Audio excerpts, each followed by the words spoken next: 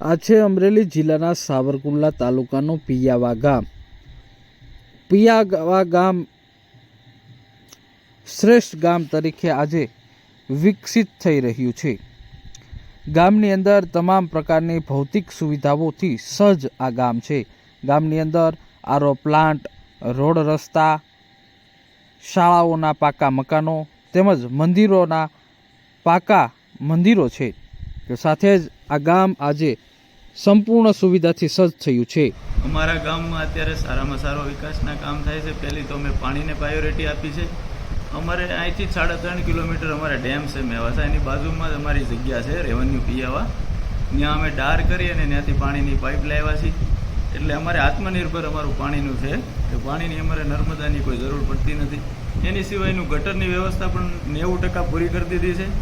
અને અમારો પ્લોટ વિસ્તાર છે એની અંદર બહુ સેટે સુધી નીકળે એમ છે ગટર લાઈન. એટલે અમે ટોયલેટ અને ખરાબ પાણીની બધી આપેલી છે. અને રોડ રસ્તાના અત્યારે 50% કામ પૂરા થઈ ગયા છે. અમારે આંગણવાડી છે, અમારે સબ સેન્ટર છે, હેલ્થ સેન્ટર, પ્રાથમિક શાળા છે, પાણીની ઓછી ટાંકી છે, ટોયલેટ બ્લોક છે. જનરલ આમ તો ઘણા ખરા કામ થઈ ગયેલા છે. વિદ્યાર્થીઓનો અભ્યાસ માટેની શાળાઓ કેવી છે? પરિવહનની સુવિધા ગામમાં કેવી? પરિવહનમાં એવું છે, વિદ્યાર્થીઓ માટે અમારે 8 ધોરણ સુધીની અહીં છે અને બાજુમાં તમારે પીપીએસ હાઈસ્કૂલ છે, 1.5 કિલોમીટર થાય છે.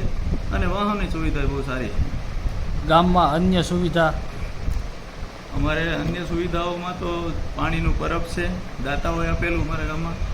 અને શમશાનનો એક રથ આપેલો છે ભાઈ, એક આકોલિયાભાઈએ 2 લાખ રૂપિયાનો. પછી અમે ડોર ટુ ડોર કાયમી માટે કચરાની વ્યવસ્થા કરેલી છે. અમને સરકારે આપેલું છે ઈ રિક્ષા.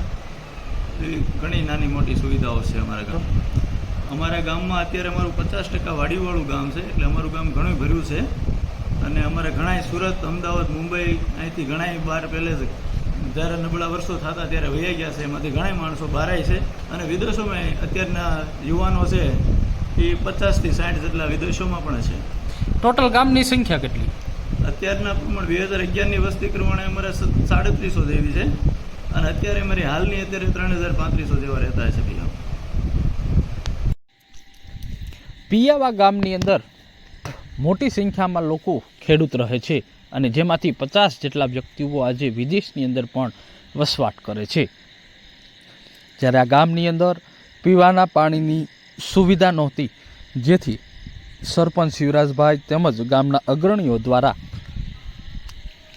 મહેનત કરી અને ગામથી 3.5 કિલોમીટર દૂર આવેલા તળાવ પાસેથી ગામને પીવા માટેનું પાણી લાવવામાં આવ્યું છે.